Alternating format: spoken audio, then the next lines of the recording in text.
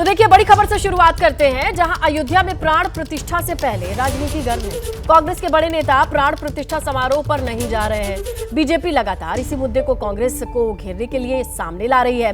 मोदी सरकार में मंत्री गिरिराज सिंह का बयान भी सामने आया। उन्होंने क्या कह दिया, यही बड़ी खबर है। बड़ी खबर यह है कि कांग्रेस का डीएनए हिंदू विरोधी है। कांग्रेस नहीं चाहती है कि राम का मंदिर बने।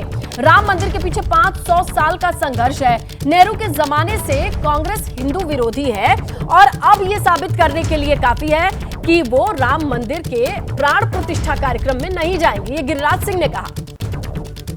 हमारे साथ गिरिराज सिंह जी हैं। सर, 22 तारीख को राम मंदिर का प्राण प्रतिष्ठा कार्यक्रम है। कांग्रेस आलाकमान ने न्योते को ठुकरा दिया है। सोनिया गांधी, मल्लिकार्जुन खड़गे, अधीर रंजन चौधरी नहीं जा रहे हैं। देखिए, ये कौन बड़ी बात है। कांग्रेस पार्टी आजादी के बाद से, जब से नेहरू प्रधानमंत्री बने, तब से हिंदू विरोधी रहा है। आप याद कीजिए, सोमनाथ मंदिर का जीर्णोद्धार हो रहा था, वो गए, उल्टे चीफ मिनिस्टर को हड़काया, उल्टे प्रेसिडेंट को कहा नहीं जाने के लिए। वो नेहरू भी हिंदू विरोधी थे।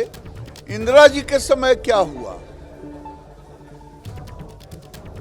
इसके बाद राजीव गांधी के समय क्या हुआ। आज सोनिया गांधी वही कर रही है जो कांग्रेस के डीएनए में है, जो कांग्रेस शुरू से हिंदू विरोधी रहा है, वही काम कर रहा है। और हिंदू विरोधी नहीं रहेगा तो फिर स्टालिन के साथ दोस्ती कैसे होगी। स्टालिन के साथ दोस्ती होगी तो सनातन को खत्म करने का एजेंडा कैसे नहीं पूरा होगा।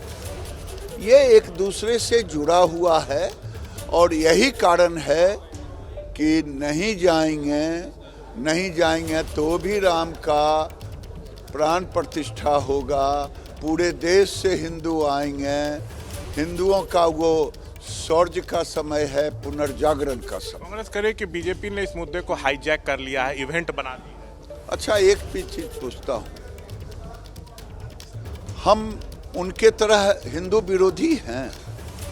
अगर मेरे गांव में कोई मंदिर है, हम उसके लिए प्राण देंगे, जान देंगे, तो हम तो रहेंगे ही ना। ये मस्जिद के टूटने के समय थे क्या, ये लड़ाई लड़ी तो कह रहे थे कि इनके नेता वकील कि इसको रोका जाए। सर, 55 साल से तो अटका लटका रहे थे। तो हाईजैक नहीं कर रहे हैं, बल्कि मंदिरों के लिए जान प्राण देने के लिए भी तैयार रहे। हम नहीं, हमारे पूर्वजों ने भी, पूर्वजों के पूर्वज 500 साल से ये लड़ाई चल रही। और इसी बीच आपको यह भी बताएं कि कांग्रेस पर बीजेपी बरस रही है। वहीं कांग्रेस बीजेपी पर राम के नाम पर राजनीति करने का आरोप लगा रही है। कांग्रेस का कहना है कि बीजेपी धर्म की राजनीति कर रही है। अयोध्या में चुनावी कार्यक्रम हो रहा है। कांग्रेस ने पूछा कि प्राण प्रतिष्ठा के कार्यक्रम में शंकराचार्य क्यों नहीं गए। कांग्रेस का यह भी कहना है कि जो काम संतों का है वो मोदी जी क्यों कर रहे हैं। भाजपा ने इस देश को बहुत तरीके से बांटा। भाजपा ने जाति में, भाजपा ने लैंग्वेज पर, बोलने पर, आप किसकी पूजा करते हैं, कौन सी वेशभूषा पहनते हैं, हर तरह से बांटने का प्रयास किया। लेकिन पहली बार भाजपा ने सनातन धर्म को ही संप्रदायों में बांट दिया। कांग्रेस पार्टी व्यक्तिगत आस्था को सर्वोपरि मानती है। कांग्रेस पार्टी ने हमेशा कहा है, और हम हमेशा मंदिर, मस्जिद, गुरुद्वारे, गिरजाघर गए हैं और आगे भी आस्था के अनुसार जाते रहेंगे। उत्तर प्रदेश कांग्रेस कमेटी 15 तारीख को सारी कमेटी, वहां के तमाम नेता जनरल सेक्रेटरी इंचार्ज के साथ अयोध्या दर्शन के लिए जा रहे हैं। तो किसी पर कोई पाबंदी नहीं है।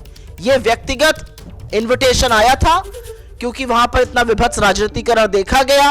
हमने 22 तारीख को जाने से इनकार किया। हम सबको स्वतंत्रता है। अगर मैं और पवन जी भी जाना चाहे, हमें पूरी स्वतंत्रता है जो पार्टी को है। हम में से कोई कभी भी जा सकता है।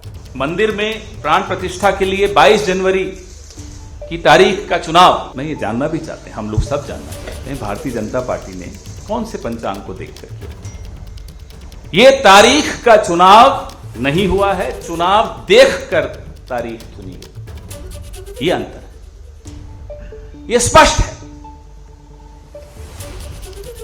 एक आदमी के राजनीतिक तमाशे के लिए हम अपने भगवान और अपनी आस्था के साथ खिलवाड़ होते हुए कैसे देख सकते? कांग्रेस को सुना आपने, लेकिन मुख्तार अब्बास नकवी का कांग्रेस पर पलटवार भी सामने आया है। कांग्रेस ने राम के अस्तित्व पर सवाल उठाए हैं। कांग्रेस को प्राण प्रतिष्ठा से दिक्कत है, ये कह रहे हैं नकवी। प्रभु श्री राम सभी के लिए पूजनीय है, ये भी बयान सामने आया है। तो आपने कांग्रेस की दलीलें सुनी और अब इस पर पलटवार सुनिए।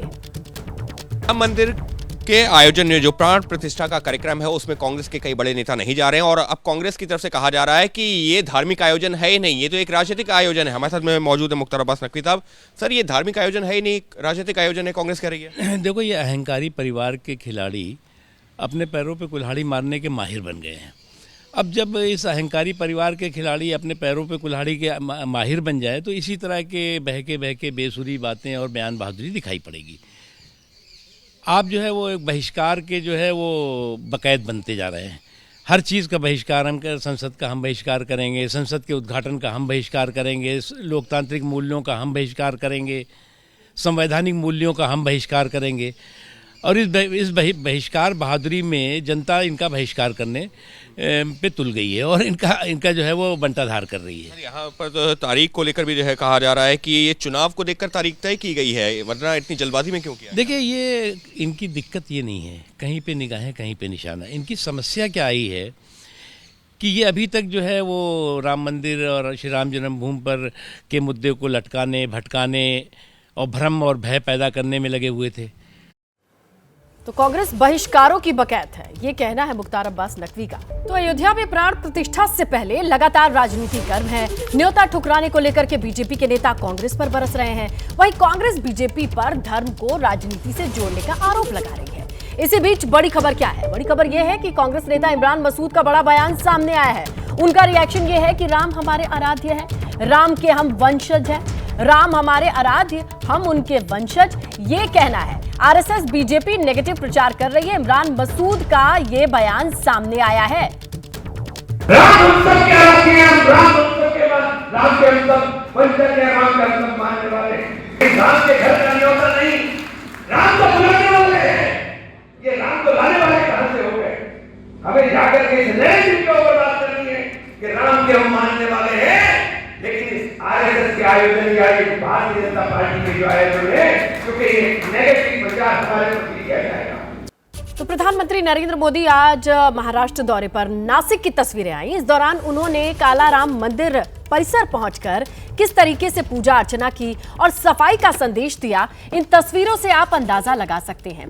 कालाराम मंदिर का उन्होंने अपने संदेश में भी जिक्र किया है और इस मंदिर को वो साफ करते नजर आ रहे हैं, इसके परिसर को खुद पोंछते नजर आ रहे हैं और साफ सफाई का संदेश देने के लिए उन्होंने इस मॉप को अपने हाथ में उठाया और खुद ही सफाई के इस अभियान में लगे नजर आए। तो इस तरीके से सफाई का संदेश खासकर मंदिरों में देने की ये प्रेरणा तमाम लोगों को, खासकर युवाओं को भी देते नजर आए, क्योंकि आज युवाओं का दिन है, यूथ डे है। इस मौके पर आज अपने संबोधन में एक ऑडियो भी आया था प्रधानमंत्री मोदी का। उस ऑडियो में भी जिक्र था कि किस तरीके से आगे बढ़ना है, सपनों को आसमान में उड़ान भरने के लिए खुला छोड़ना है। इसके साथ ही साफ सफाई का कैसे संदेश देना है, ये कालाराम मंदिर परिसर की तस्वीरें नासिक से आज सामने आई। महाराष्ट्र का दौरा है, करोड़ों की सौगात देनी है, लेकिन उसके साथ संदेश भी देना है और ये संदेश कालाराम मंदिर से दिया गया है, जिसकी पौराणिक मान्यता है भगवान श्री राम से जोड़ करके देखा जाता है।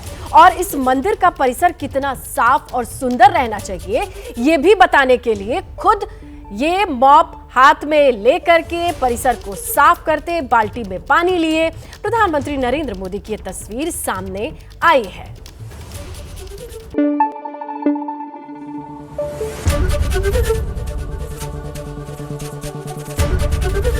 एबीपी न्यूज आपको रखे आगे।